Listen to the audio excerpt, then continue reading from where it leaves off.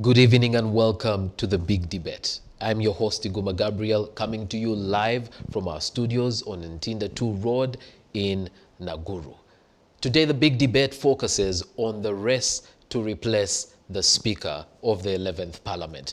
This was brought on by the untimely death of the Right Honourable Jacob Oulanyah, who had been Speaker for barely a year. Jacob Oulanyah fell sick and was flown to the United States of America, Seattle in particular, and unfortunately, he did not make it. The country was thrown into a somber mood, but this was changed a bit by an interpretation given by the Attorney General, an interpretation of Article 82(4) of the Constitution, to the effect that Parliament cannot handle any business when the office of the Speaker has fallen vacant. Therefore, Parliament could not even pay tribute to the Right Honourable Jacob Oulanyah without a sitting Speaker. It is now election mood, and the Central Executive Committee of the NRM has declared their candidate, the Right Honourable Anita Among, to replace Right Honourable Jacob Oulanyah. The opposition plans to have meetings tomorrow to also have a candidate. What is Parliament looking for in a Speaker? What kind of Speaker does Uganda need? Well, that's what we discuss on the Big Debate today. Let's meet our panelists.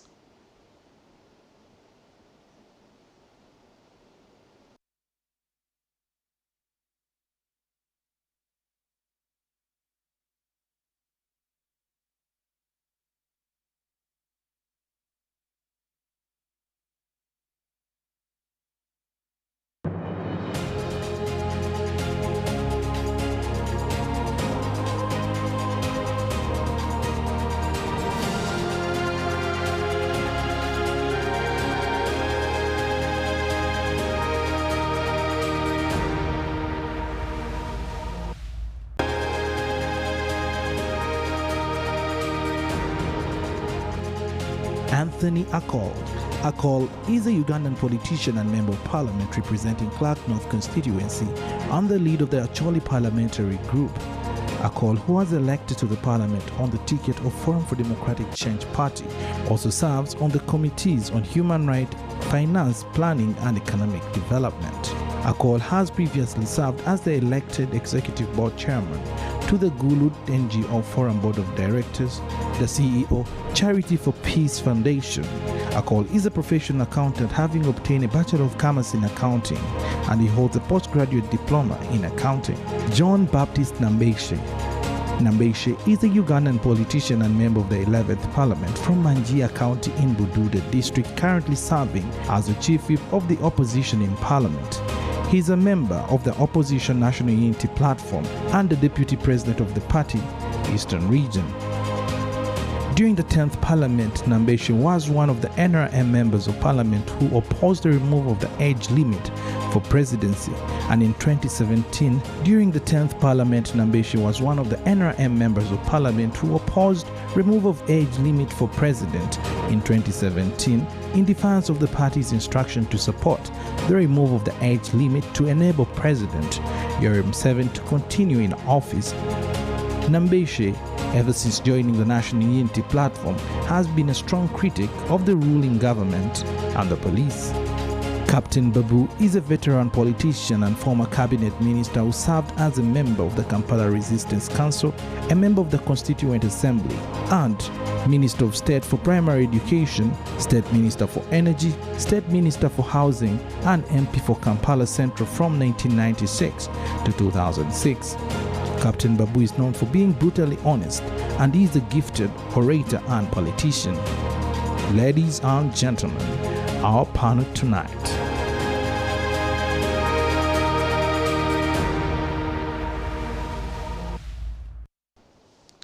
There you go. That's our panel for our discussion tonight. I am currently seated with Captain Francis Babu. We're still expecting the Honourable Anthony Akol. When he comes, we'll introduce him. And the Honourable Nambeshe is following us, or is joining the show today online. Would like to hear from you, so please interact with us using our WhatsApp platforms. Remember to use the hashtag #CTVBigDebate. Well, as we begin our discussion today, the Right Honourable Speaker, or the former Speaker, the Right Honorable Jacob Olanya, who we lost just a few days ago, a stalwart, a man of great stature. Let's just watch this clip that our team put together just to set the ground for our discussion.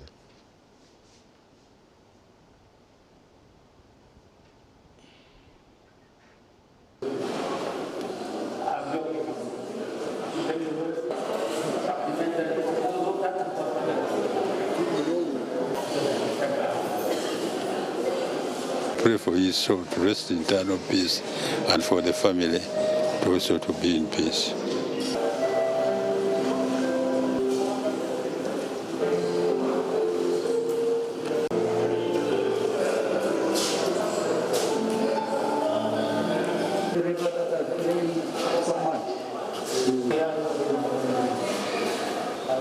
We have lost a general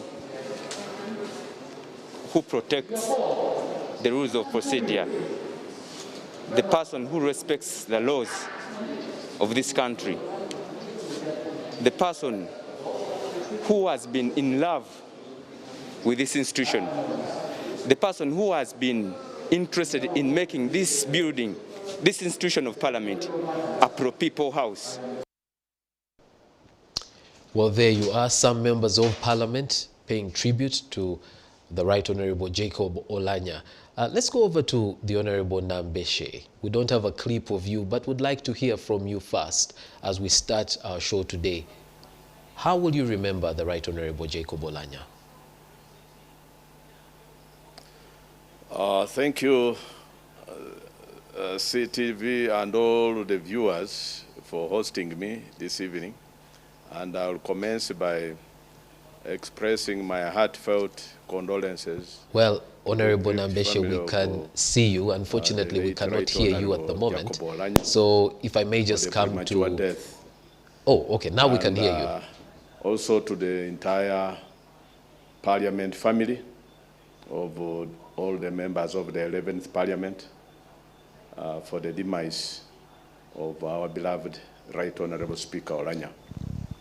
Right Honorable Speaker Olanya, I will speak as a part of leadership of the opposition political divide. We as opposition, we shall miss him a great deal. It is a big blow on our part because he's one particular presiding officer who would be very accommodative, given the fact that he was a seasoned lawyer and a craftsman who knew the law and the rules of procedure to the letter, and who would always adjust. When you talk of being accommodative, is one person who would be willing to adjust to any differences in opinion. Even at one time when he had an altercation with a member, and that was in the 10th Parliament, those of us who have been close and who benefited from his stewardship in the 10th Parliament.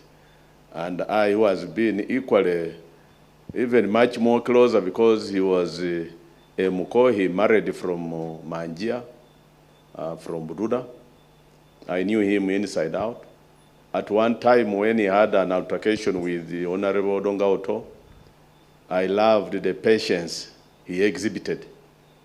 And that is one character trait which is lacking in most of the leaders. But for him, even recently, before he mysteriously disappeared when he had these health issues, in the House, I happened to take him on, I myself. And it was not to challenge his ruling, but in a way, I was not satisfied with the way he had ruled that a member who had come in casual wear would be allowed to deliberate in the proceedings of the day. But he gave me audience, and even thereafter, invited me for a one-on-one.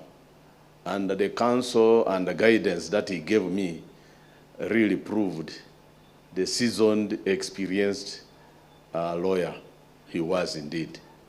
And many a time indeed he would bring to bear the benefit of his expertise, the benefit of his wealth of experience on any deliberations or discussions in the House, or even when you engaged him one-on-one. So for that reason, therefore, we are going to miss someone who was even committed to ensure quality debate in the House. He had even assured members that he had come with all the energy, that members would only be allowed to debate on express understanding that they are well researched. Members who have not done, who could maybe have issues with the research, would not be allowed. And he was even determined to ensure that the time would be allotted to members who have what it takes to bring out logic and reason on particular subject matters on the floor. And for that, we are going to miss him, because he had already assured us, and there was every preparation. He had mooted that brilliant idea. Even he had a calendar upon which he was going to have this brilliant idea of researched, qualitative engagement on the floor would commence. But All right. death has robbed us of this very brilliant idea and plan, and we are going to miss him. Particularly we as opposition, that the principle of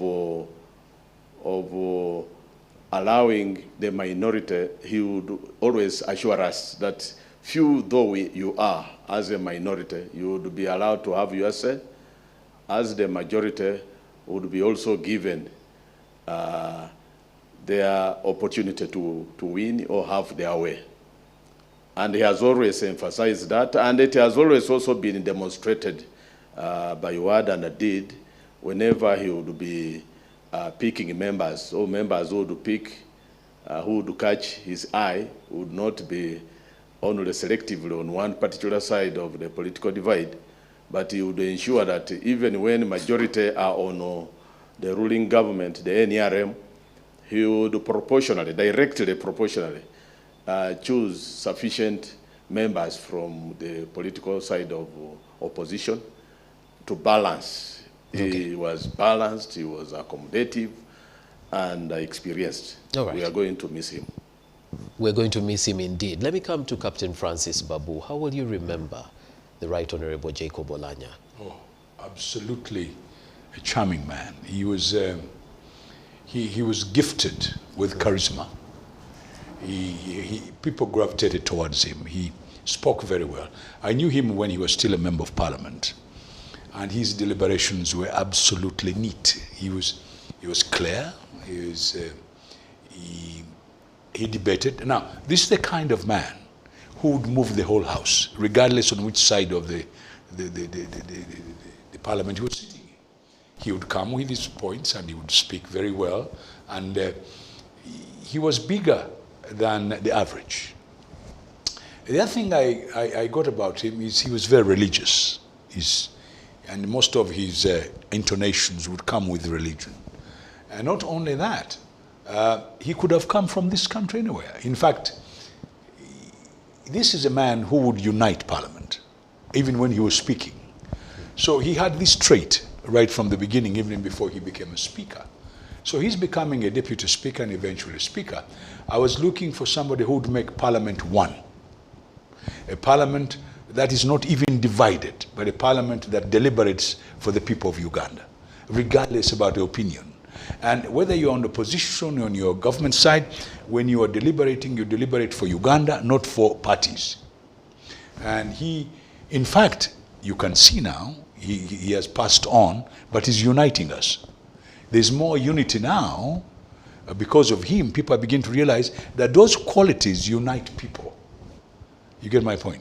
The qualities he had, the charisma, the integrity, the approach to his he's okay. And I'm very proud that we had such a leader. It doesn't matter where he came from. And the quicker we start talking like that, the quicker we're going to unite his country. He was in the right place for what I would like this country to be united. And Parliament is the beginning, is the place where you should begin by uniting, not dividing. I've just been hearing my friends talk. No, I don't agree with that. I think Parliament should be one. Depending on the topic, depending on what is on the floor, you should debate out of your heart for the people of this country, not for the divide. And therefore, he wanted people to debate the same. And he said, look, don't come here to waste our time. Come here with facts. Come here after researching this and debate. And that's what it's supposed to be. And in the orientation, when new members come, these are the kind of things they should be brought up to. And when you are campaigning out there to get into Parliament, that's different. When you get in Parliament, it's a different political game. So you should do it differently. And he had proved himself, both as a legislator, as a deputy speaker. And the thing I remember about him, during the impeachment of the East African speaker, he completely told them what you were doing was wrong. He actually said it in Mombasa and told the people who were doing it, said, what you are doing is wrong. And he stood by it. And he was proved right by the East African courts that what he had said came to pass and was true. And even now, with all these unfortunate things have happened, you know, I was telling somebody the other day, do you think God doesn't like good people? So he also takes good people up there. So call the good people to himself. To himself. So it's unfortunate for his family and to his relatives and friends, but to this country we should celebrate him as a good leader. All right. You talk about unity, and it was interesting to see the way, you know, his ill health and even his death has united people across the political divide as messages come in. Correct. But there was an idea that was mooted, and I think you just hinted on it in your submission, of ring fencing the position of speaker for, you know, northern Uganda, where he came from. That has probably since, you know, changed, but that idea was mooted. What does that mean for the foundation? For me, it's very unfortunate that we should be talking at that level. That's belittling Ugandans. Ugandans should have leaders regardless of where they come from. And we should never ring fence it. If we want proportional representation, which is a system of election, that's a different debate. But if we are talking about Uganda, it doesn't matter whether the man comes from the Batwa, whether the man comes from Kisoro, whether he's coming from West Nile, whether he's an Acholi, and all these are good leaders. But we have more leaders. They just need to come up. They're there. And therefore, we don't ring fence anything. We get good leaders to come in and unite this country. We need this country united, not ring fencing people. There's no need. That is the. I'm sorry. It's absolutely not acceptable. All right. I'd like the Honorable Nambeshe's quick comment on the issue of ring fencing and the whole idea of, you know, there is a national cake. A certain part of this national cake had been given to, you know, a certain region or a part of this country, trying to maintain that as a way of equally or, you know, equitably sharing the national cake. I do not associate myself with that school of thought that positions of leadership in the country should be ring-fenced. Far from it, because it is not provided anywhere in our laws, particularly the supreme law of the land, which is the Constitution. And two, irrespective of where you hail from, and even if it were proportional representation, still in Uganda is one country where a president has already been set. That, for instance, at one time in the region of Western, we had the head of state, we had the three arms of government, which are executive, legislature, and the judiciary. But at one time, we had two. Western had the lion's share, At one time when the Honorable Bart Katurebe was the CJ, President Museveni, the president, the head of state, all hailing from the same region, even the prime minister hailing from that region, Ugandans did not riot. Equally, when Northern was having the presiding officers of the two arms of government, that is the judiciary and the legislature, other regions did not, of course, come out with rife complaints or even insist that we shall not even participate in voting or in activity that is for the common good of the citizenry of Uganda, just because it seems that Uganda had taken the lion's share. It's rather unfortunate that death has robbed Northern Uganda of one of the leaders who was a presiding officer of one of the arms of government, which was the legislature.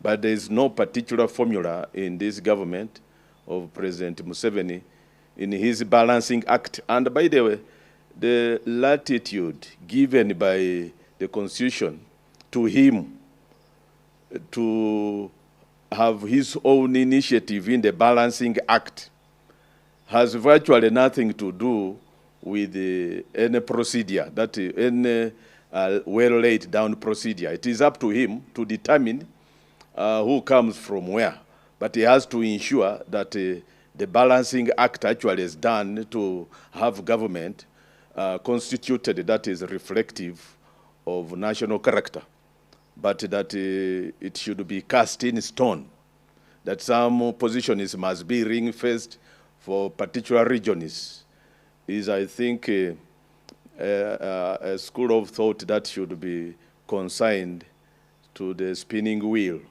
of history in the Precambrian ages. Previously, the president has spoken about how difficult that balancing act is. But I'd like us to move on. And there's something I'd like us to touch on very briefly. And that's something that's causing confusion, especially among the masses, where traditionally, you cannot be replacing somebody before you've even accorded them a decent burial. And yet we find ourselves in a situation where, you know, we are having people vying for a position when the former office bearer has not even been buried, has not even, you know, had people pay tribute to him with his body in the country. I'd like Honorable Nambeshe to begin us on this one. How do we find ourselves in this? How do we get out of it?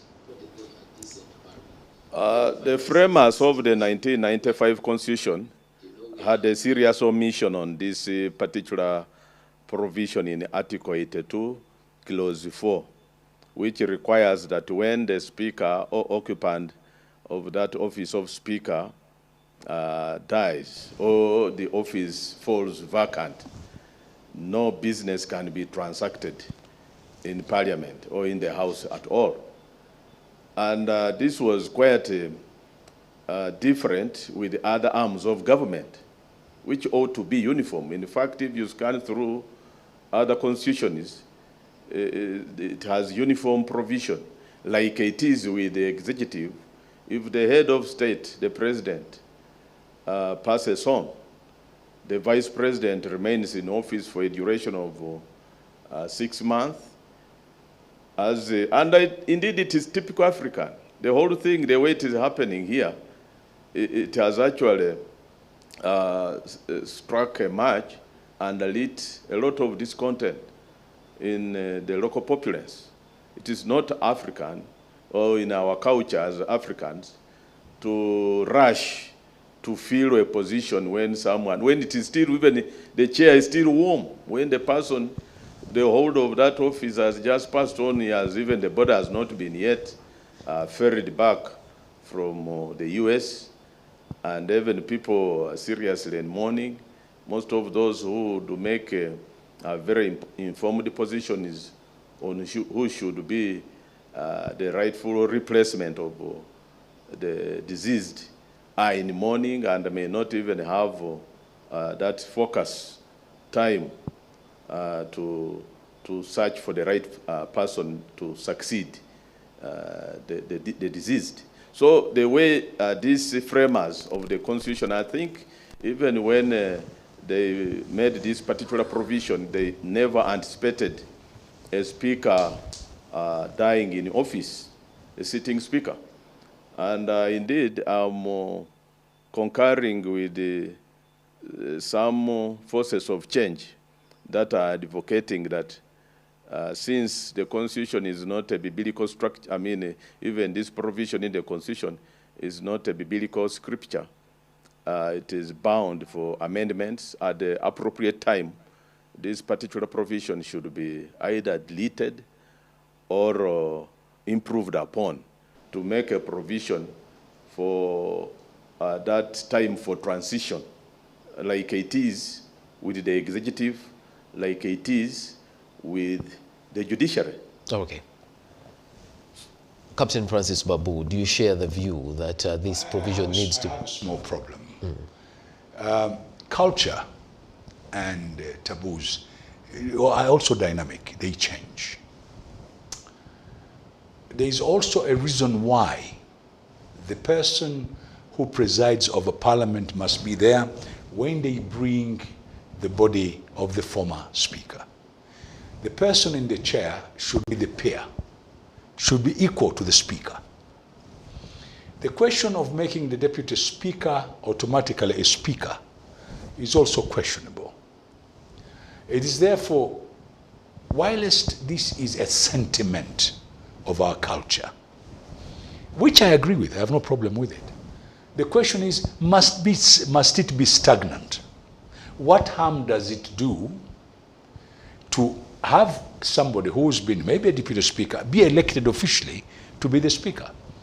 I get the sentiment. The seat is still warm. They've got all these taboos they're talking about.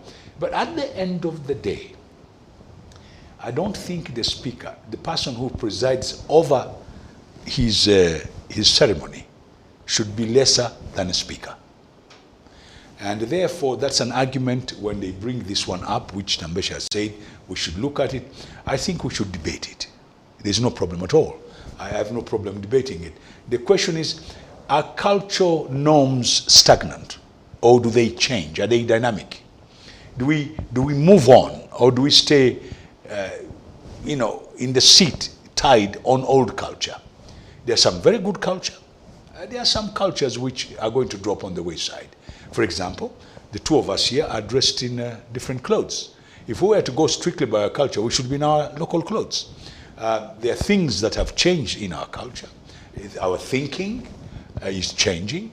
And therefore, in this particular case, to me, a peer, because we copied this from the Westminster system of government, they've got certain norms. For example, when a general passes on, it's the generals who carry the coffin. We do the same thing here. Yeah. So one question is, should we leave it as because of our sentiments? Yes, I see it.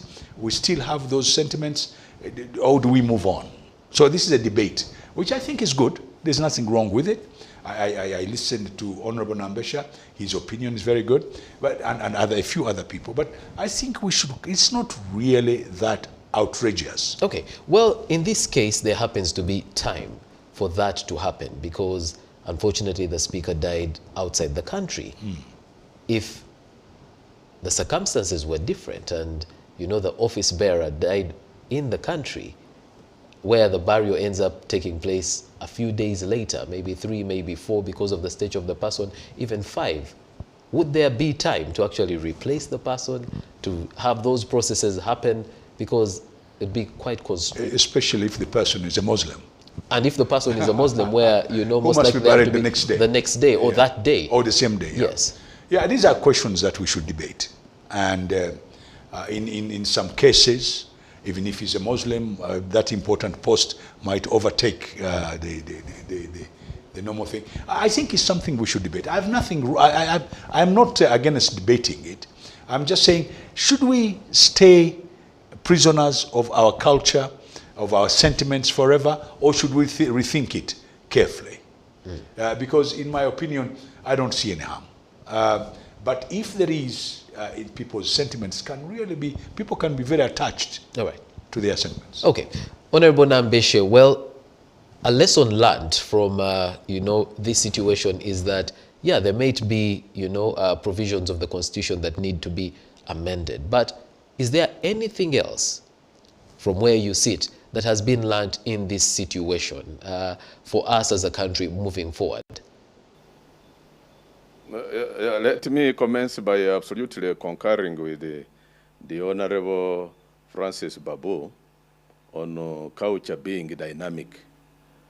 But that in and of itself, does not mean that we Africans, we should become or be reduced into photocopiers that reproduce what others have made. For instance, him I know being senior, knows very well, the Honorable Francis Babu, knows very well that our Constitution borrowed heavily, almost 3/4 from the American Constitution. And it reproduced exactly, on this particular provision, exactly what is provided for in the American Constitution. A country or a state which has lived longer than us, almost 100 times. And definitely, as Africa, we ought to also have our own homemade laws, especially the supreme law of the land. Some of this provision is, I think it was an oversight on part of the members in the Constituent Assembly, why I advocate for uniform provision for executive, legislature, and judiciary, because even the doctrine of separation of powers in itself would want them to be independent, but not necessarily that one would be far, far different from the others. Why would the legislature? There is no persuasive, convincing reason that the legislature should have had a deputy speaker who is actually powerless, who has to function on delegated powers. It is indeed okay to get assignments from the superior, but that does not mean that in the absence of the superior, you are completely deflated and cannot function.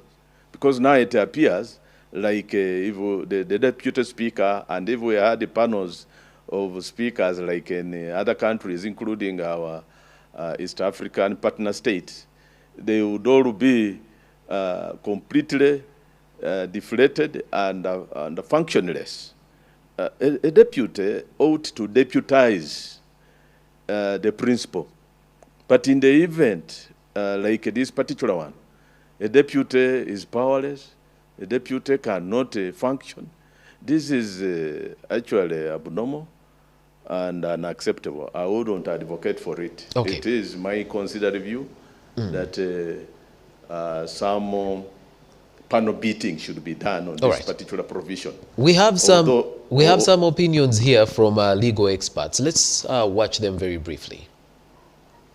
So we have a virtue in the law.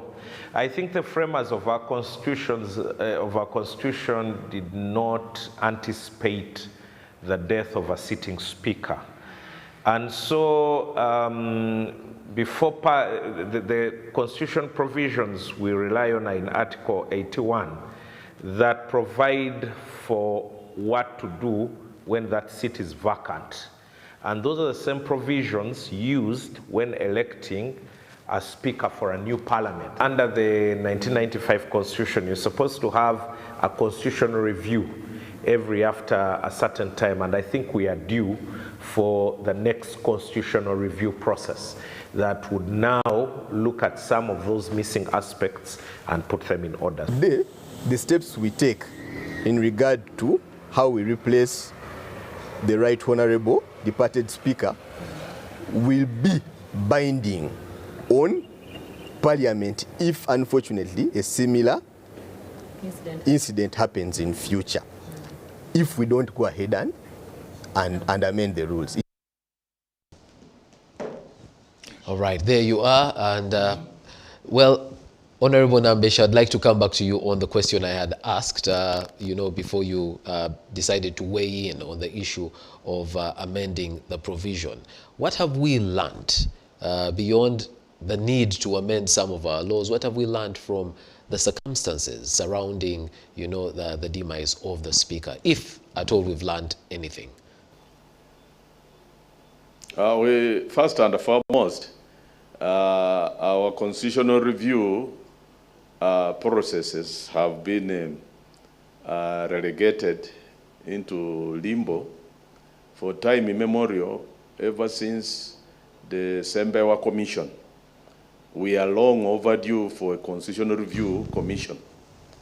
If we had had one before even the constitution was tinkered with, skewed in favor of an individual to remove, you remember that time the controversial removal of Article 102B could have been the right time for a constitutional review commission to have been constituted. Some of these provisions, like this particular one that has a lacuna, could have been actually amicably resolved. Then we wouldn't be having this vacuum. Now we have a vacuum. By the way, in case this body of the late takes long, or in case the elections fail to take place, in case of anything happening, of course now we don't know the unforeseeable, what could happen. We can't predict that the election is taking longer than anticipated. We may remain in a vacuum, and which is not good for a lawmaking body like the Parliament of the Republic. So the Constitutional Review Commission has been a big oversight, deliberate by the party in power, so that the Constitution can remain a piece of paper being tinkered with at the whims of an individual.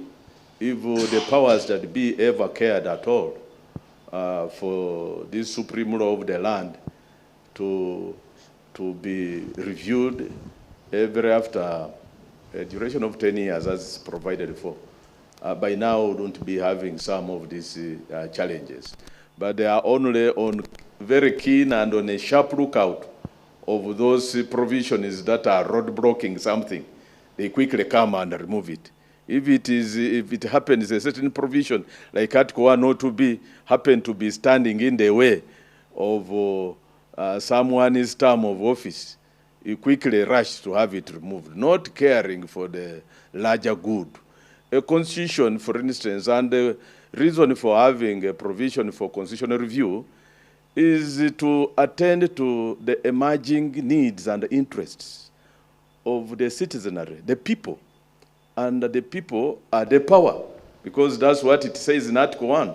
Power belongs to the people, people power. But of course, we have seen the ruling government has not done this. Maybe this could be a rude reminder in the ears, in the minds and hearts of those that are in power. All right. Honorable Nambesha, I saw how you cleverly pulled people power into your submission there. But Honorable Captain Francis Babu, you were part of the Constituent Assembly, yes, weren't you? And now you're receiving quite a bit of, criticism. No. I think the man who put it correctly was Senior Counsel Kinobe.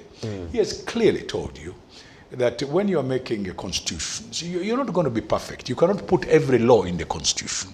And even some of the things Honorable Nambesha has been talking about, how Parliament is run, you cannot put even the procedures in Parliament have to be done outside the constitution. Now, the rules of procedure. Yeah, the rules of procedure, regulation. And you cannot even have everything in those rules. Yes. Now, the development of parliamentary norms came from the British Westminster government. And if you look at them, the Speaker, a Deputy Speaker, has got a function declared in there. He's the chairman, he's the presiding officer of the Privy Council.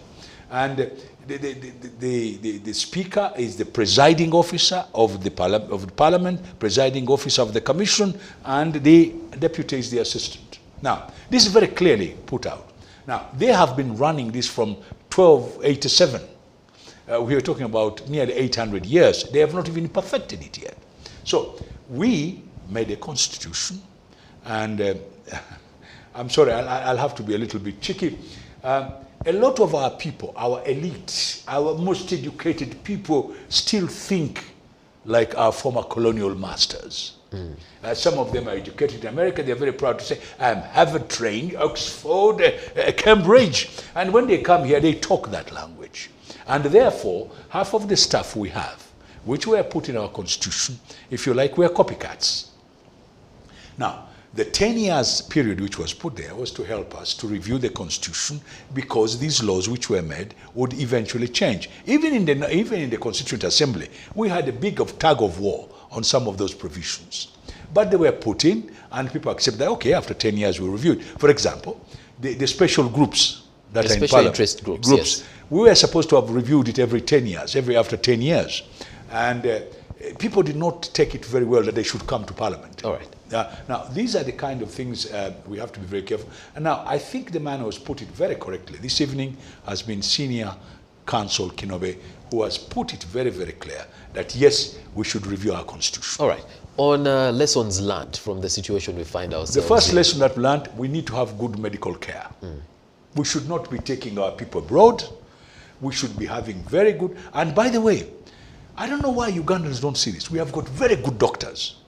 They are all over the world. We've even seen videos of some of them who are in the hospital where the Honorable Olanyo was taken. Correct. Now, these doctors, if we could bring them here, if we could have good medical care, we could even have what they call medical tourism. People would come to this country for medical treatment. Our people are so good, we actually go to follow them in South Africa.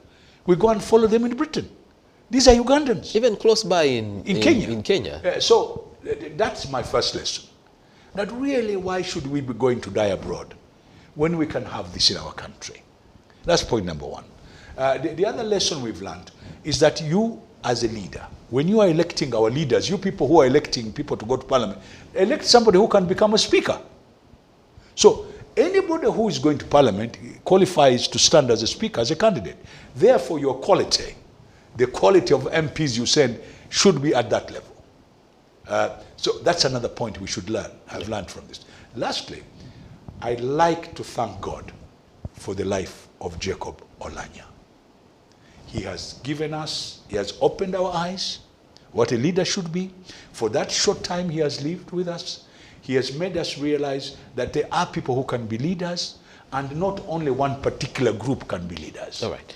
Honorable Nambeshe, well, on the issue of, bettering our health sector, that has come out quite prominently, and Parliament and the government did receive quite a bit of a beating from the public in relation to that exactly with this whole situation. And has Parliament learned anything from this? And, do we expect to see some changes? I think I want to salute the Senior Honorable Francis Babu, being an ardent supporter and a stalwart at once of NRM. And NRM is about to make 40 years in power. For him bringing out this matter, and is actually a pertinent one at a time like this, when one of our own seeks medical health care from other civilizations in the 21st century. 40 years down the road, you would make a comparison and contrast it with the time the likes of the then President Obote was in power.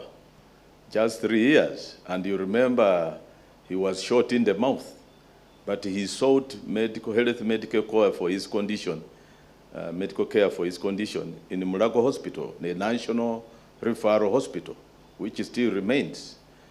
At a time when we have a URA which gets almost 5,000 times the tax from the taxpayer in Uganda. At a time when medical health care in neighboring countries is even better.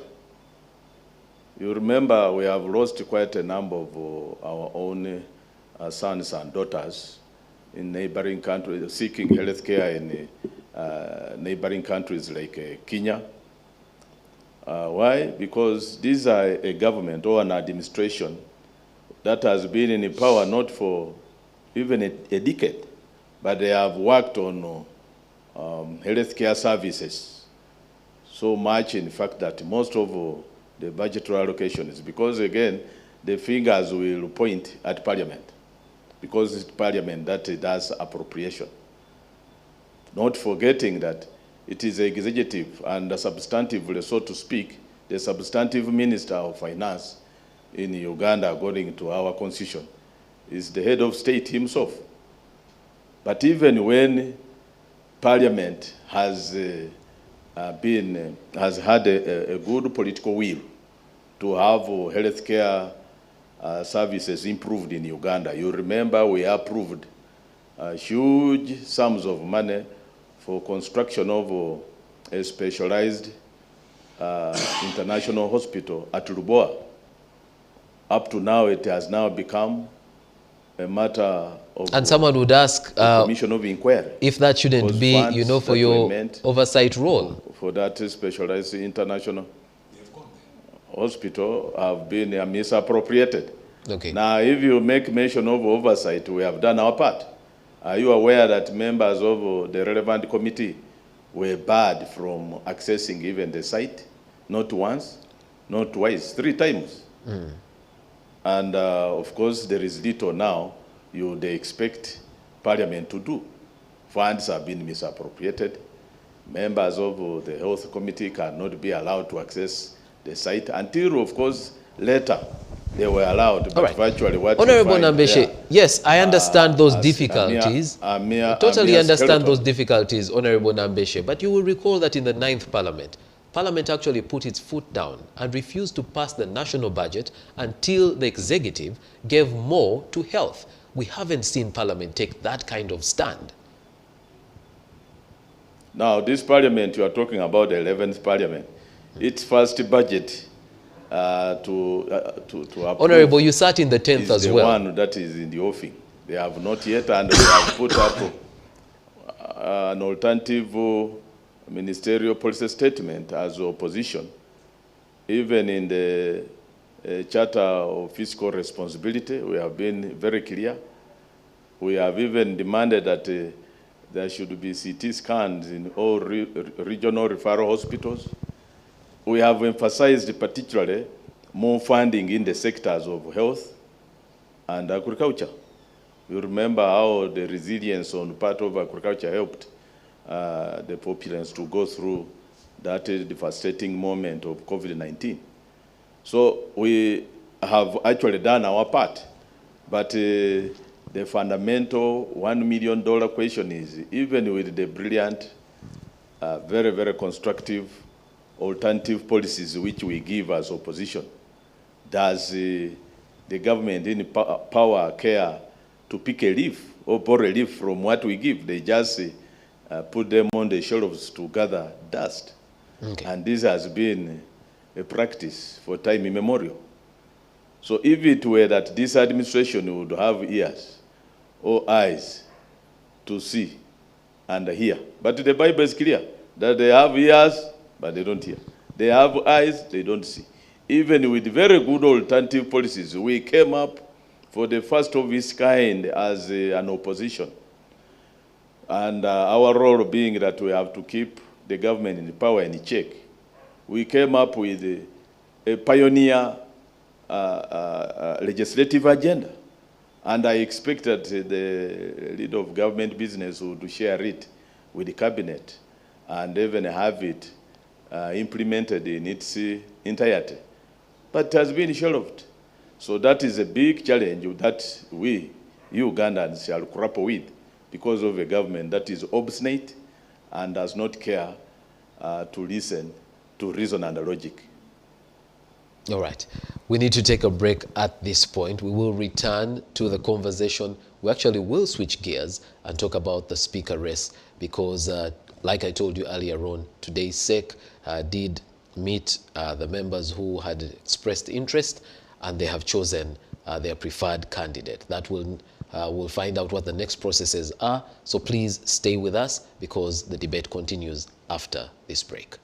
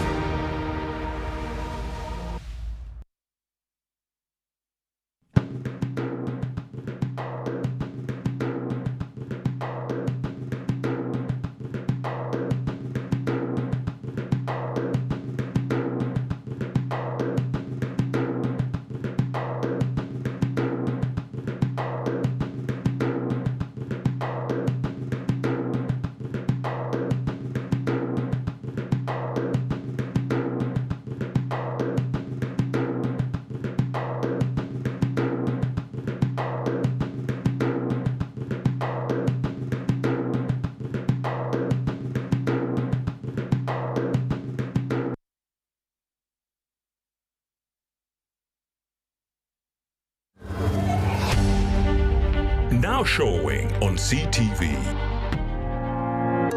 Start your day fresh with TV unlike anything you've seen before. Wake up with Sunrise at Sea for your daily dose of freshly cut stories, trending online discussions, self-care and constructive conversations. No topic is off limits. Watch Sunrise at Sea every weekday at 7 a.m. Now showing on CTV. Don't blink.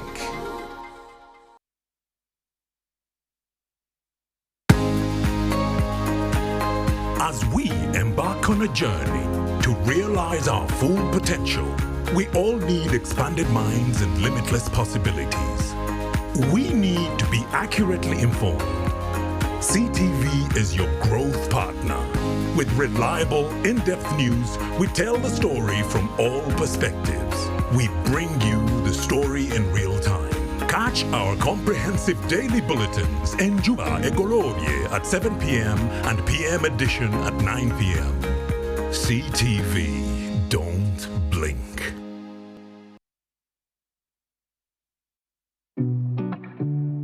CTV is now on StarTimes. You can now catch all your favorite programs, our daily comprehensive news bulletins, and so much more on StarTimes channel number 248. Stay tuned for a world of endless possibilities. CTV, don't blink.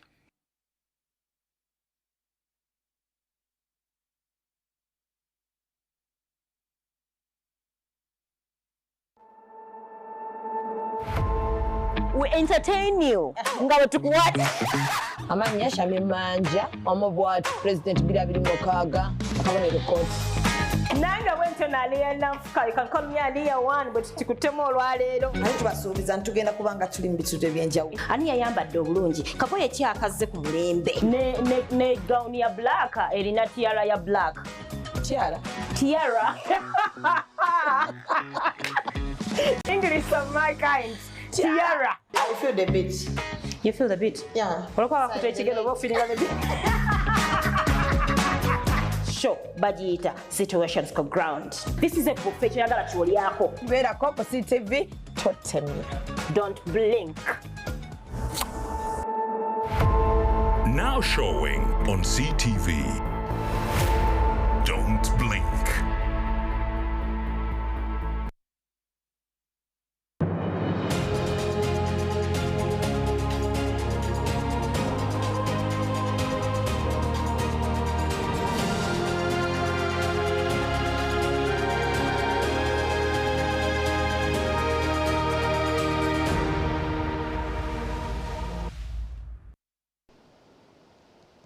Welcome back from the break. Thank you for staying with us here on the Big Debate. I'm your host, Iguma Gabriel. Today, the Big Debate focuses on the major issue in the country, the death of the Right Honorable Jacob Oulanyah and the move to replace him, because the Constitution states that when the position of Speaker falls vacant, Parliament cannot handle any other business until that position has been filled.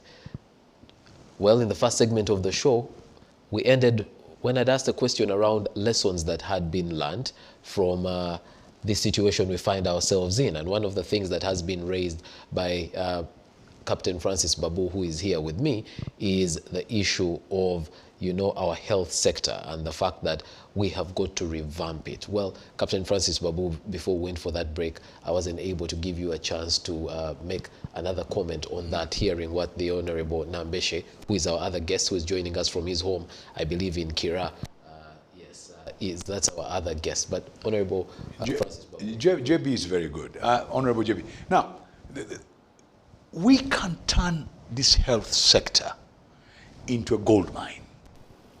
We've got everything that is required. All we are missing is good management. Our hospitals, the referral hospitals, were built. They have got a good foundation. And a lot of money has been spent in recent time trying to rehabilitate them. We've got very good doctors, very good nurses, but we are missing just one little point, to be honest with ourselves, how to run that health sector. So our management is poor. In some countries, for example, the public hospital has got a divide, the private sector and the public sector. The money which comes out of the private sector runs the public sector. And they do research in the hospitals. Some hospitals are specialized in certain ailments, cancer and that and that. Now, we've got a very good infrastructure.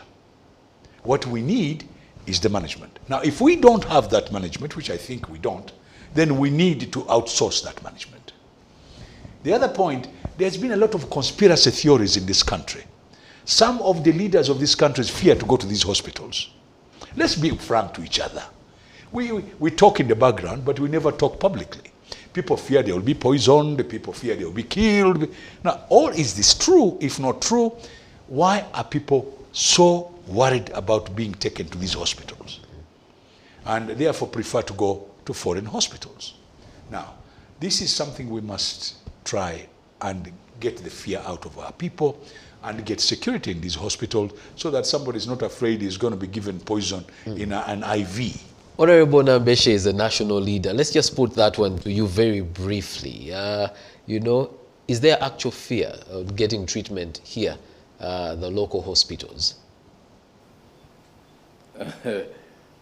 Respectfully to my senior colleague, I would like to be at odds with him on that one. The major reason, actually chief reason why going to Mulago for a man like him or even a head of state, I of course gave you the reference of the late Sir Apollo Milton Obote. He sought his medical care from Mulago even when he had political rivals. He went to Mulago, but he was not killed. He was treated and came out safe and sound. But that it is the reason why they do not access health care in Mulago is far from the truth. Going to Mulago is suicidal for a political leader or a high-ranking person. Why? Because there are no, the facility is there on the surface. You will see it even, it may look improved on with the paint. You go to our wonderful cancer institute, you will see it looking on the outward, a good one. But it's like a child suffering from kwashiorkor. Kwashiorkor, you will see the stomach big and glittering. And maybe even convinced that, oh, this is a fat child, when in the stomach it is full of worms. What is in Mulago, for instance? We have very wonderful human resource, well-trained, and in fact, we are reliably informed. Me, who has a patient who is battling prostate cancer, my father, and I was referred to Nairobi Hospital. Most of the doctors in Nairobi Hospital are actually Ugandans. So we have the best brains, but they do not have the equipment. Are you aware that even the COVID-19 exposed the nakedness of the health sector? We had no even sufficient PPEs, personal protection equipment, which would be the cheapest, honestly speaking. And that even exposed the frontline workers, the health workers, to the virus. Most of them were infected, a number of them are affected, but many, quite a number succumbed to the virus just because of lack of some of these protective gears. So a country that could not even focus on prioritizing attention to procuring enough equipment for the hospital. Here, for your information, we will see more guns. People care more on military hardware.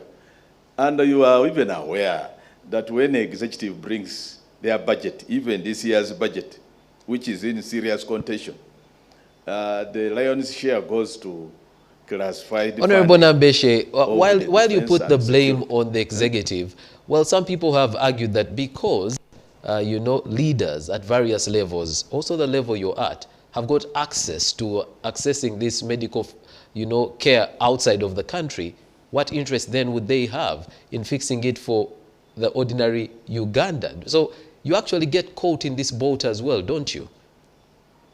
No. The blame should be squarely on the shoulders of the powers that be, those that are in control of resources. And you know, the resources are in the hands of according to our constitution, Parliament is part of those powers that be. We are talking about. I would be part of government by virtue of being a member of Parliament, but the implementer, the one that is in charge of resources, is the executive, and they do not have the political will to improve on the healthcare services.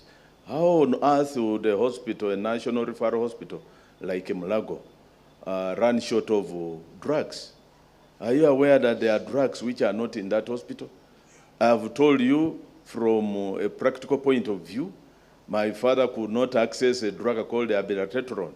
Abiraterone is a drug which has to be combined with another one called Zoladex 10.8 for a patient of prostate cancer. It could only be accessed in Nairobi, and even in Nairobi, you would find it only in a few pharmacies.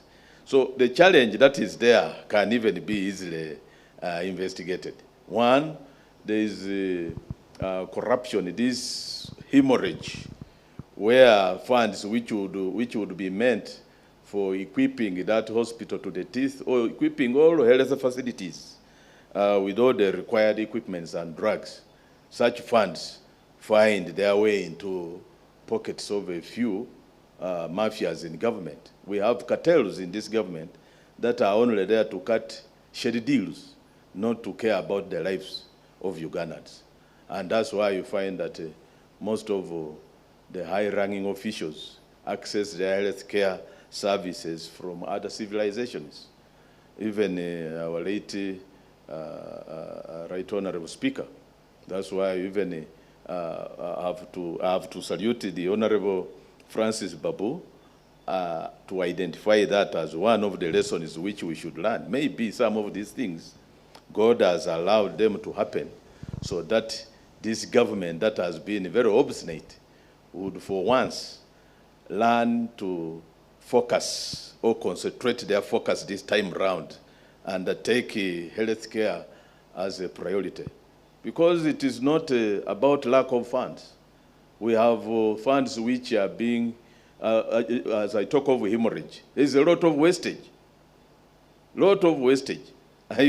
There is actually a proposal during this budget planning process that government vehicles, actually they should ban these government vehicles, like some countries have done.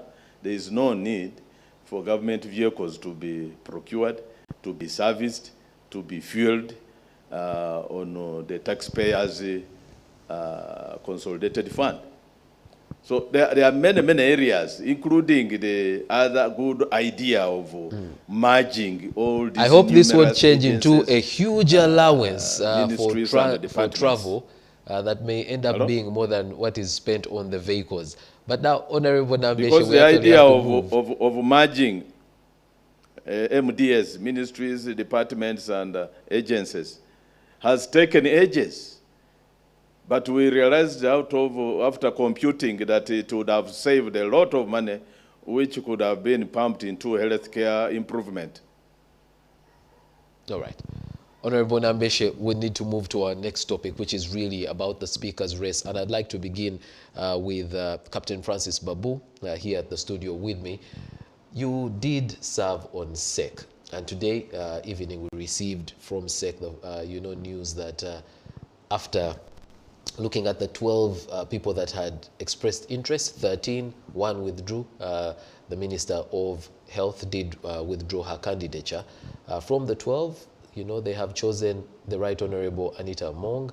And how does SEC reach such a decision? And after that, where does, that decision of SEC go? Oh, well, that's the process. Even the opposition will do the same thing. Well, we're going to find out from the opposition what process they're going to go through. Because they also have NEC, they have different organization. Now, with SEC, we have three levels in NRM. You have the National Conference, you have NEC, and then you have SEC. Now, each one of them is given, the SEC is one which does the day-to-day running of the party, and the NEC is called after some time, and so on and so forth.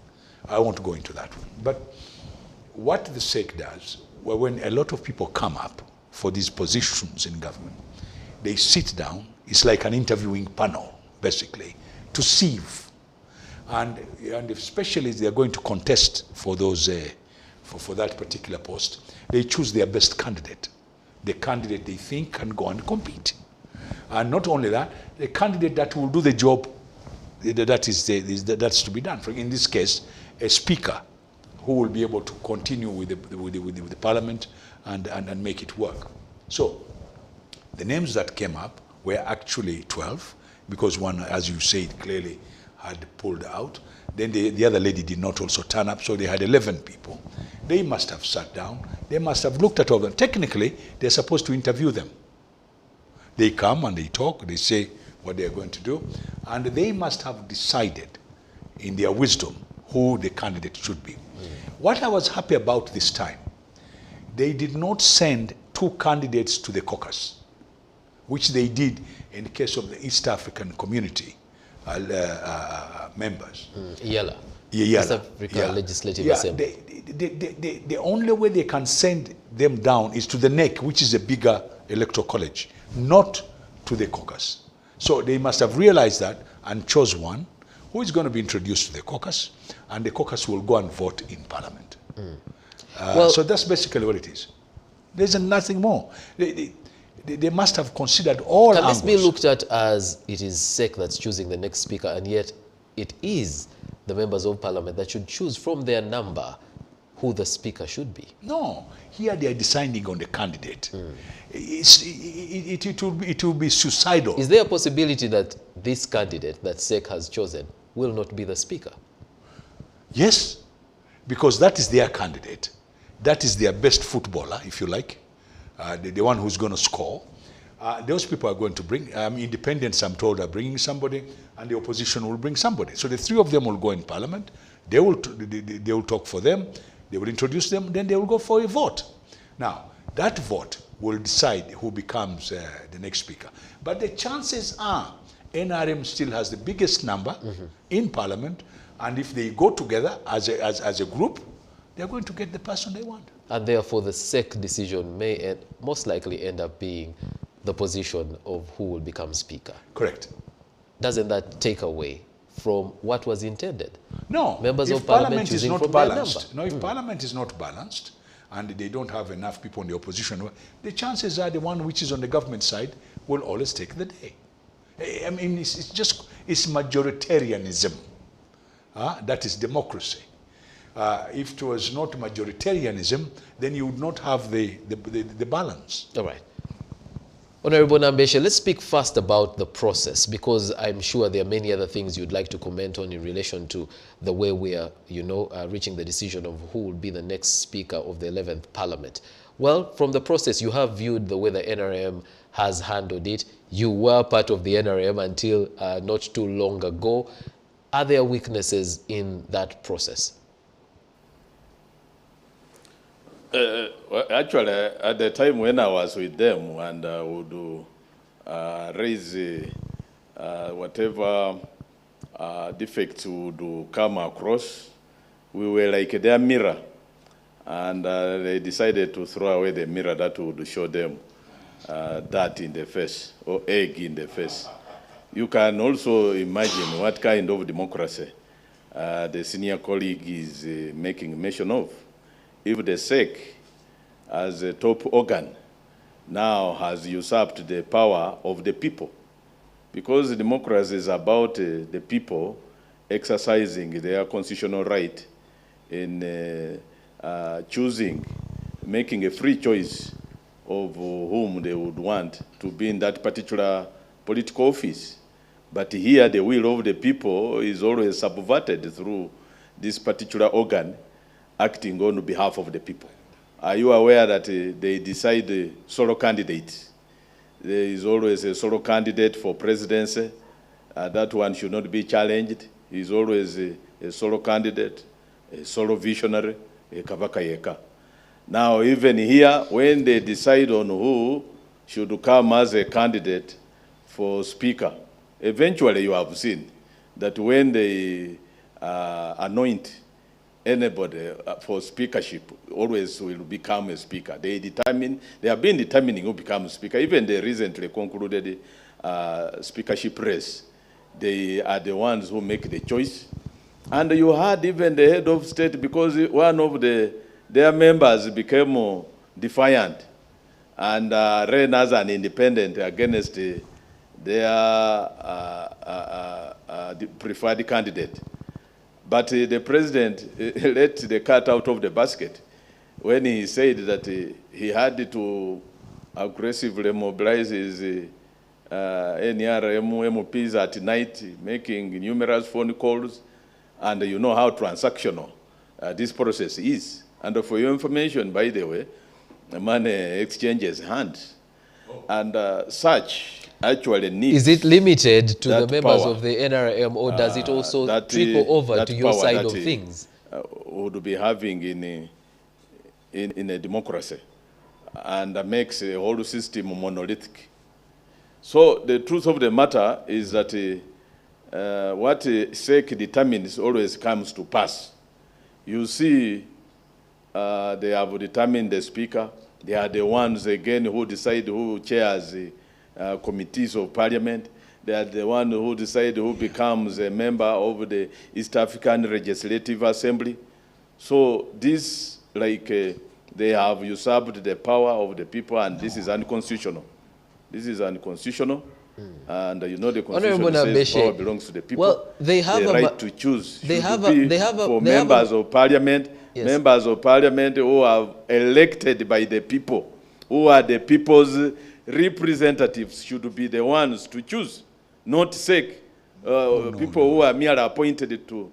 There are two different things here. Some body, some organ, to decide for the entire populace. That is wrong. That Captain Francis Babu sees it a little different from you. In fact, even after hearing your argument, he still, holds the position that, they're proceeding correctly. But even Mr. Nambeshe, when he went to stand as an MP the other day, his party had to give him a card. So did the party usurp anybody's power? What is happening here is that every party is free to bring a candidate. The candidate, as we talk now, is not the speaker. He'll have to go to Parliament, and Parliament will have to elect that person. Captain Francis Babu, what about the process of arriving at the party candidate?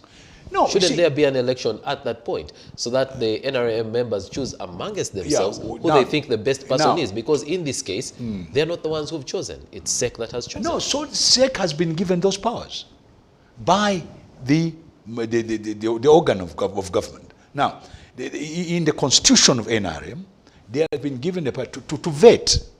not to choose. They are not choosing, they are vetting. But they vetted everybody else out. They vetted and sent one person. Yes, yes. So they practically have chosen. Listen, you cannot take somebody to compete and you take 6 people, you lose those elections. No. You must take your best candidate. Still within the NRM. So, for example, if they had sent 2 people to the caucus and the caucus elected caucus has from no among powers them. to choose. They are going to choose in parliament. The caucus will choose in parliament. They could have called, if you wanted to say, they could have called NEC, which is a bigger electoral college.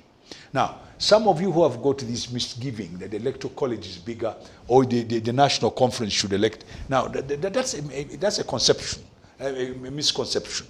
What they are doing here is to clear their best candidate who is going to compete in parliament. They are not choosing. Honorable Nambeshe, Parliament will still make this decision. SEC has chosen their best, the best candidate. What Honorable Nambeshe should do is to go and campaign for a good candidate. That's all. Honorable Nambeshe, the NRM has chosen their best candidate, and that's who they are sending to Parliament in order to do an election. And yes, an election will happen.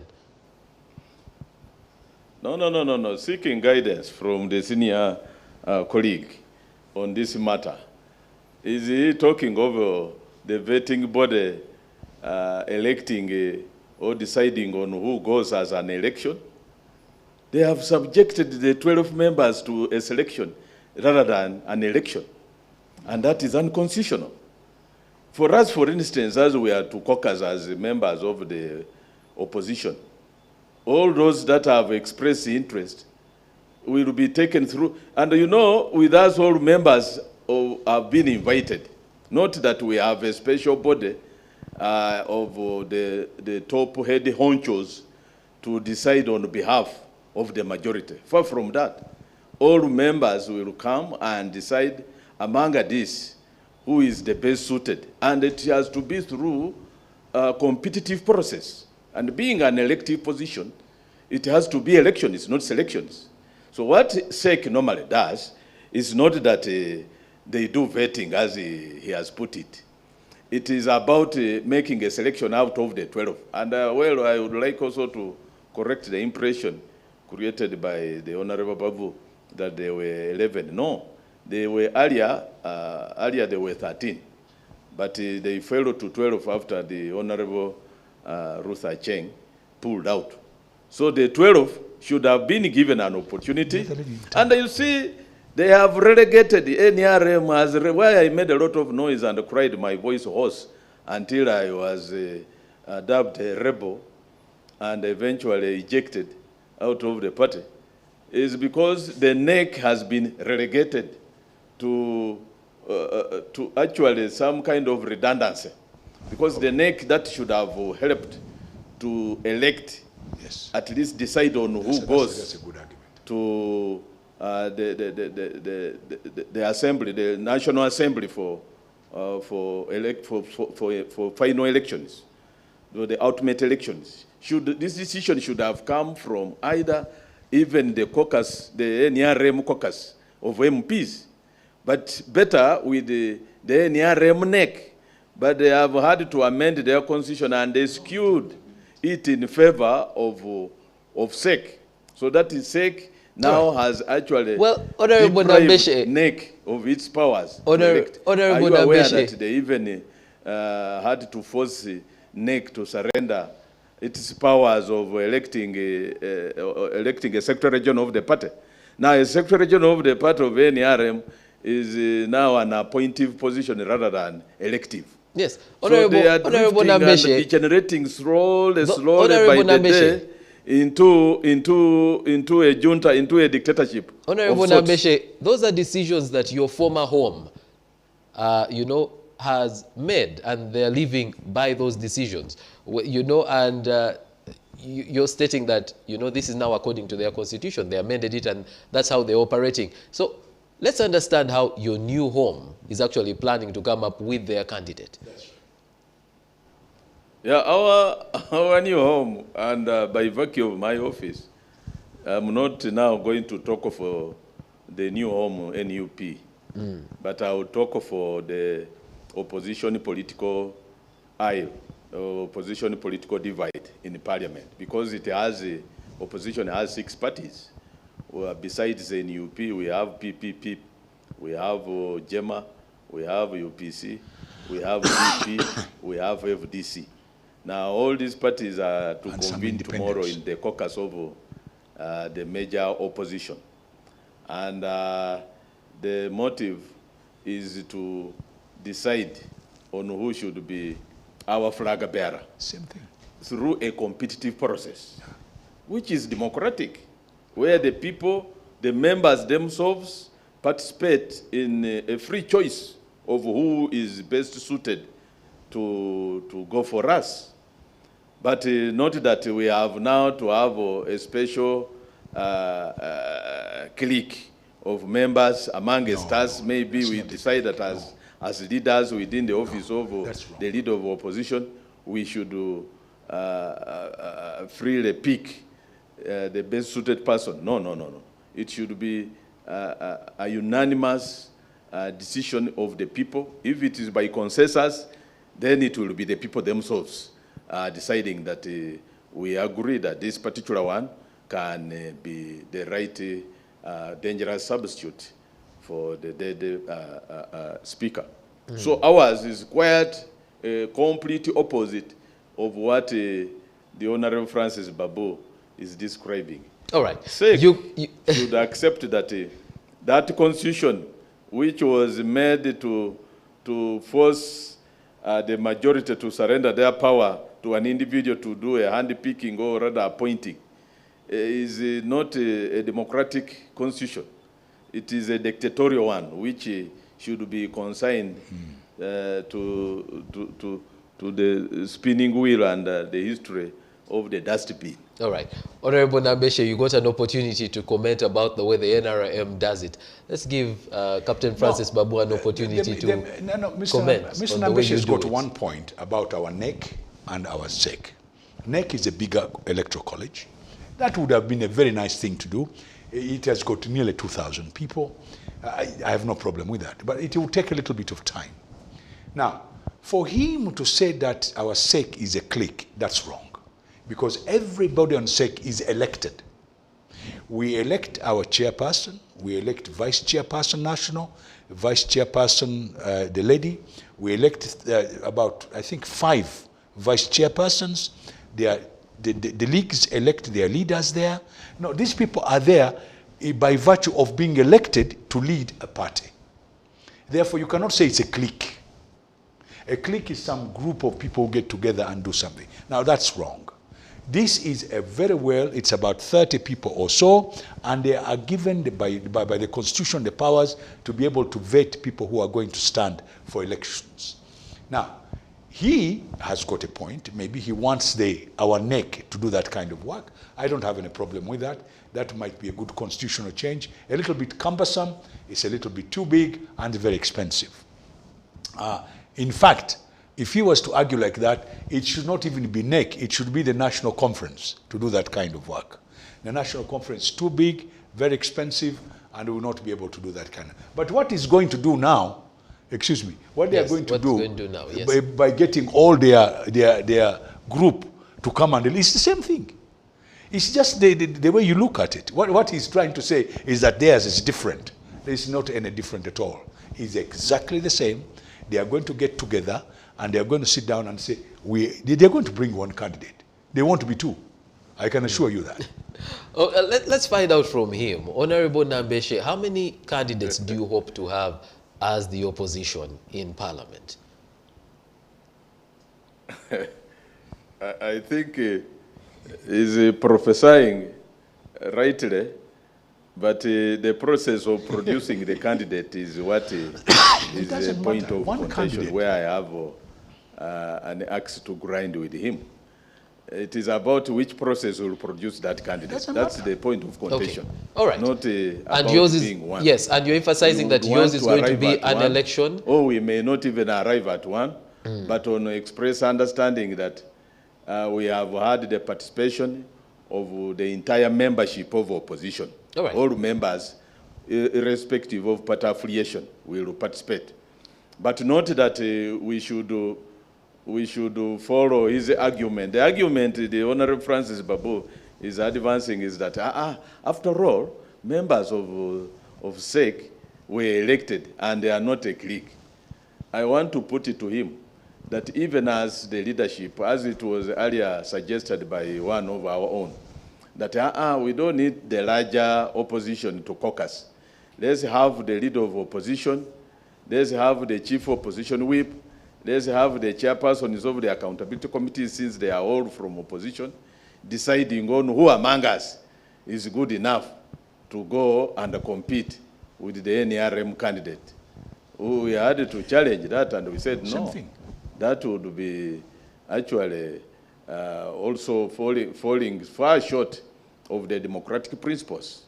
We should ensure that all members who have expressed interest are given opportunity to compete, and then the election is done by the entire membership of opposition, not by Aborubatu, not by a clique. No. Even when he claims they are elected. Even this I've mentioned in the opposition are also elected leaders. The leader of opposition is an elected MP of Masaka Mugungwe. The chief opposition whip, I'm an elected MP of Manjia constituency. So all equally are elected. But these ones are fewer to make a decision for a larger majority. Honorable Nambeshe, what are the chances of the opposition candidate garnering, or even winning this election? Because you say, yes, we're going to have our processes, we're going to send our best candidate. For what reason?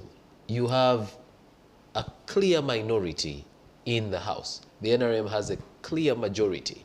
The opposition put together does not even reach 160. The NRM on its own is more than 300 in that House.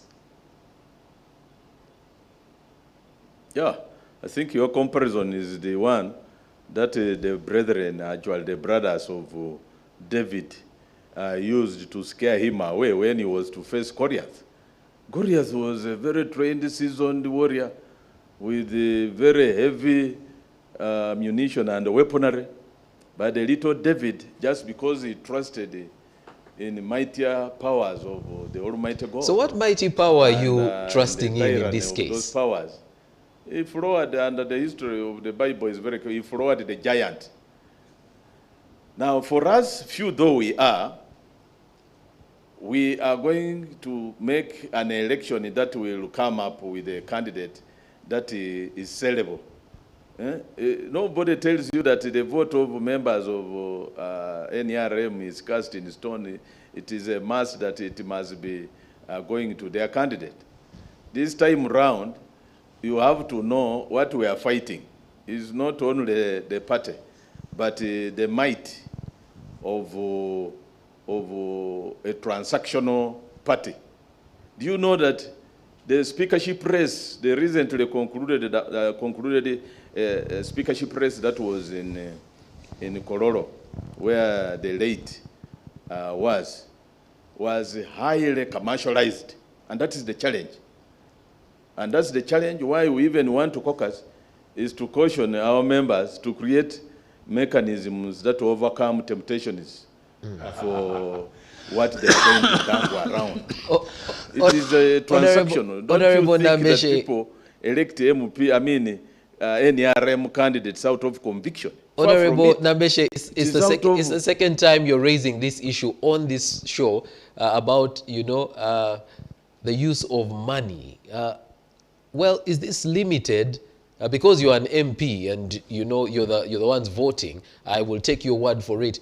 Is this money limited to those on the NRM side? Doesn't this seep through to the opposition as well? But it is common sense and a moderator that the owner of the resources is the ruling party. They have, if you are talking about money, I never mentioned the money, all right. I mentioned the transactional politics that always takes place during the speakership race.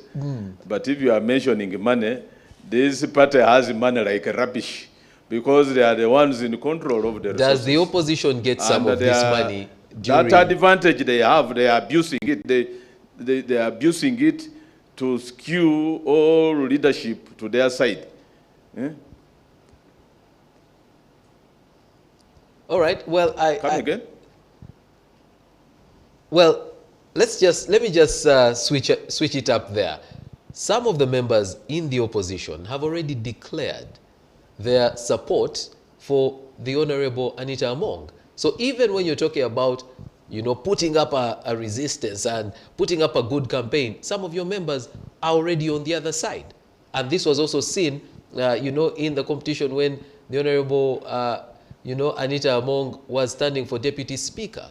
She had the votes that she got. It was clear mathematically that the opposition and the independents voted for her as well. So what makes you think it's going to be different this time round? It's the same candidate, it's just a different position. The past always helps someone to shape the present, repair the present for a better future. If there were mistakes in the past, I don't think they can be repeated. And we are locating the basis of our caucus this time round as we convene on mistakes which were committed during the speakership race that time.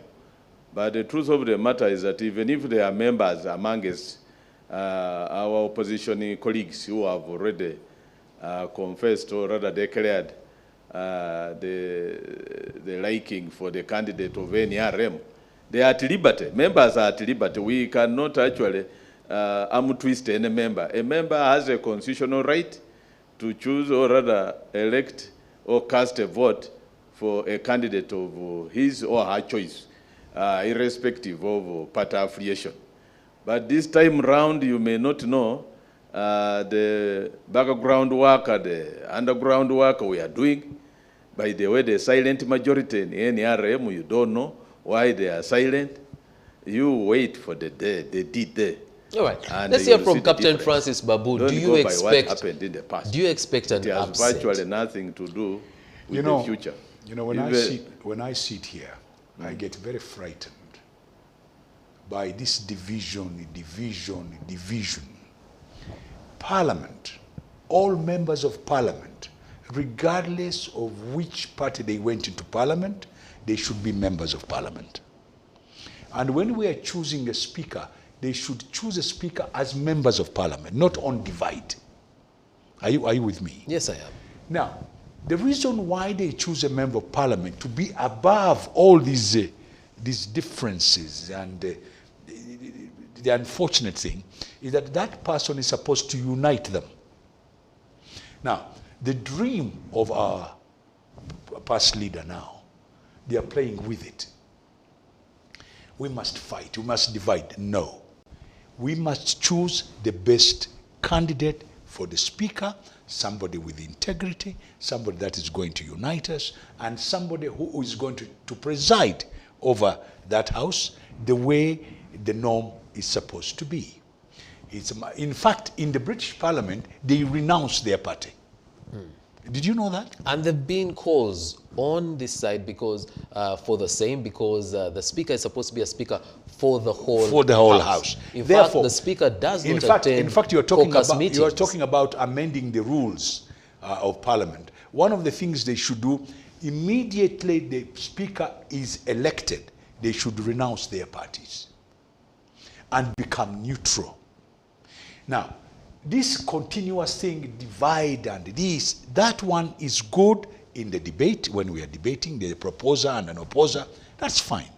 But the presiding officer of a great parliament like ours should be a neutral person, should be a person with integrity, should be a person who has got the purview of the whole house, and should be somebody who works not for a particular side, but for Uganda. The NRM has a majority in that house. Yes. The NRM benefits from the status quo. Yes. Can that actually change? Yeah, it can. For example, let me tell you, if we were playing the politics of understanding, somebody from the opposition who is good could be made a speaker. And for example, I'll give you an example. when they were electing people to go to the East African Legislative Assembly, the opposition member, NRM, voted for them. And they chose who to vote for. Because they've got so many parties, they chose somebody to go to the East African Legislative Assembly. Now, assuming, I'm just imagining, that the opposition had such a character like Olanya. And he used to be in the opposition. Yes, a man like that stands up from the opposition, I'm sure NRM would have elected him. The opposition does have some, you know, some... I have not seen anybody very yet. good characters, but if we could go back to the initial question. Yes. Do you foresee an upset in the way things are set up now? That the candidate who the NRM... Yes? I have not seen the candidate of the other so side. you're saying that if they have a good candidate, you never know. Anita Moore can actually lose? You never know.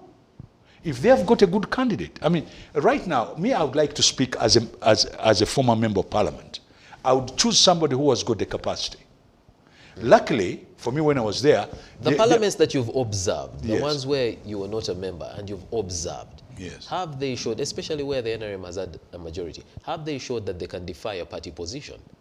No, very few of them, if any. Because up to now, NRM has presented very good candidates, starting with James Wapakabulo. They brought Honorable Ayume. They brought Honorable Sekandi. They brought Madame Kadaga. I mean, the candidates they brought were good. You might call them all that their methods are not good to bring candidates, but the candidates they have brought have been good. The last one was, in fact, the best. So their system works. They give you the right candidate. My argument is that we must look at these people as parliament, not as divide. Okay. The candidate from the NRM has usually been good. Is the current candidate good in your view? Well, I have not seen the other candidates. No. I have not. From the NRM. Well, she has done a good job so far when she was deputizing. I have not seen any flaws yet.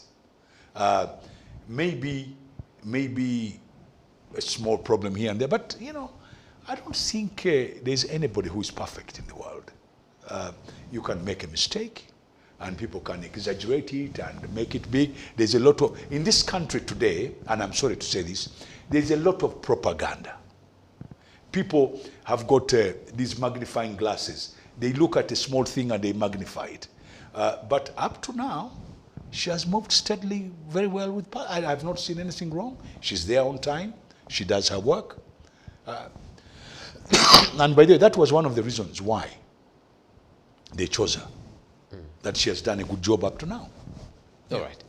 Honorable, well, before I go to the Honorable Nambeshe, you know some of the members of parliament in the opposition.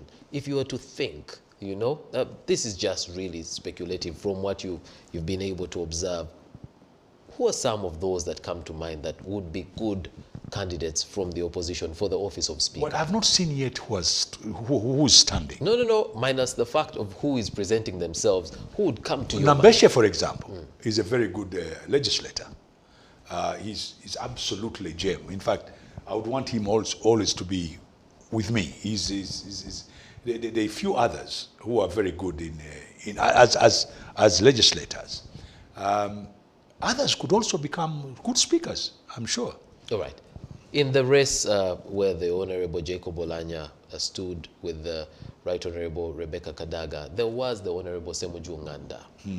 Your view on him? He's a good man, but I think this is a little bit out of his league. Okay. Honorable Nambeshe, let's come to you. Which candidates, which MPs have expressed interest in, you know, holding the flag for the opposition in Parliament for the office of Speaker? But before I get to that one, I want to say the Honorable Francis Babu has been spot on, not for mentioning me as the one of the persons with the... That should also be okay, Honorable Nambeshe. No, I cannot even offer myself. We have others who are interested.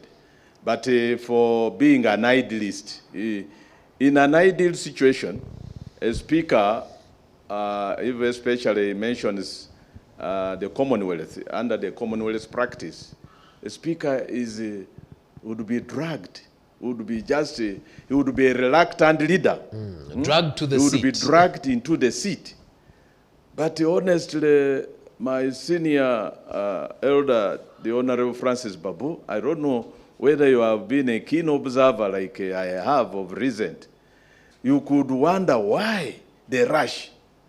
Over 13 people rushing for they are actually not even in 13. If you add those from the others political divide, there are so many.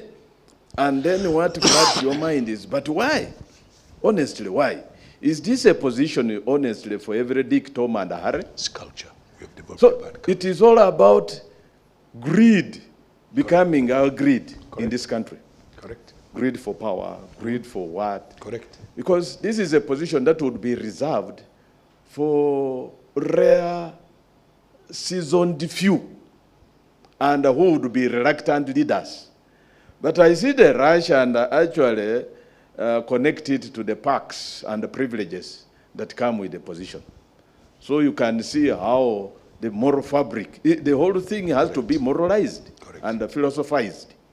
The moral fabric, it is the moral fabric that has degenerated in a way.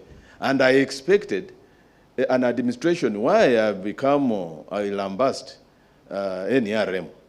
40 years, to make 40 years not a short duration of time. In such a time, they would have already realized how we have degenerated into this particular greed. We look ugly in the eyes of the neighborhood. When they see so many people rushing for a position, they wonder, can these people realize that this is a position that would be reserved for particular few who would be even convinced, persuaded to go for it? But already you have seen what I've already alluded to, the challenge we grapple with and shall remain grappling with has been actually created by the administration itself. All right. Well, who are some of the candidates on your end who have expressed interest? Sorry about that interruption. Honorable Nambeshe, on the opposition side, who are some of those candidates that have expressed, interest in the position of Speaker?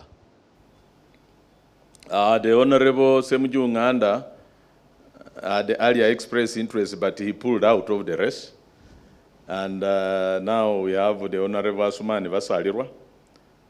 We have the woman member of Kampala Central. Kampala. This is Kampala the Honorable Shamim Malende. We have seen, there are quite a number of them. And many more are also actually fronting themselves for expressing interest. So you also have people expressing interest. How come you're not dragging people to the seat? Yeah? You're also having people expressing interest. How come, as the opposition, you're not dragging people to the seat and you're not identifying your very best and actually going to them and saying you would be perfect for this position? Inducement.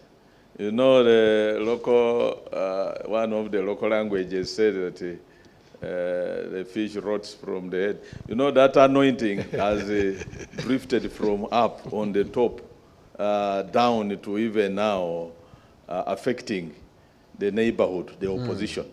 But for us, why we have a caucus of the whole house of opposition is to speak to ourselves, in a candid and truthful manner, so that we get to know what it takes to be. This position of Speaker is not for every Dick, Tom, and Harry. And NRM, I expected them to do better. It's what we are going to do. It will take us it is almost a retreat of sorts, because we have learned from the past mistakes of Koloro, how the speakership race was highly commercialized and maybe even determined because of that. This time round, we are sharpening our members. We have mobilized aggressively. We want all the 109. Plus, you talked of independents. 74 plus of them. Independents who are leaning to opposition. Majority are leaning to the NRM. 160. So don't write us off. Like you talked of. The other figure is 300, Honorable. We want to use the tyrant of reason, go around all this NRM majority, and ensure that they vote for our candidate. And the candidate definitely will be one who has what it takes and all the qualities to replace the Honorable Jacob Olanya. Gentlemen, our time is fast spent. I'll come to both of you for parting shots. The Honorable Captain Francis Babu. I want to quote what our past leader had said. All of us are corrupt.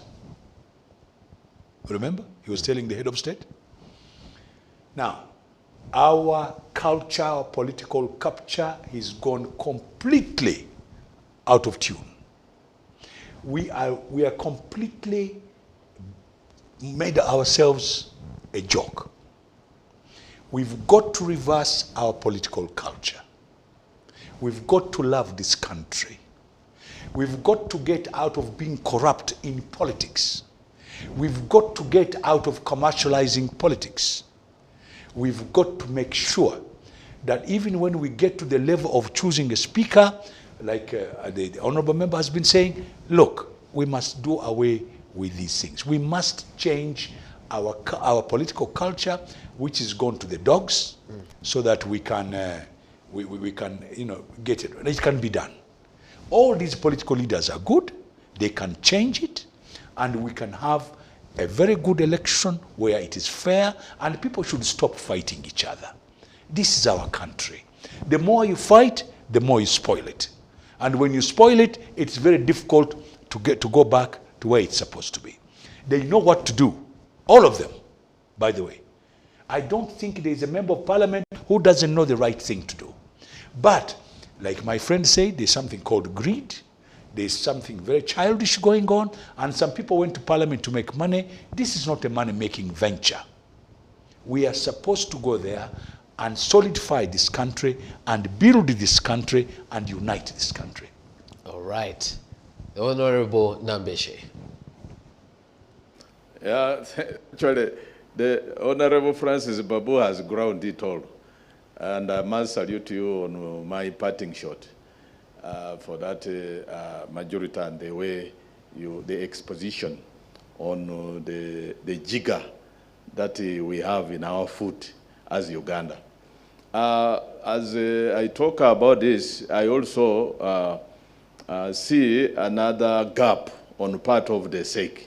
If SEC has taken it upon itself to determine who becomes speaker, and then of all people they go for the deputy speaker, who is holding that office of deputy, it is going to be again very time consuming because the office has fallen vacant. They should have used this time, the time of selecting the flag bearer for speaker, to also use the same time, at the same time, to also find a replacement for the office that the person that has been picked upon is leaving behind vacant. But again, it is going to be very time consuming.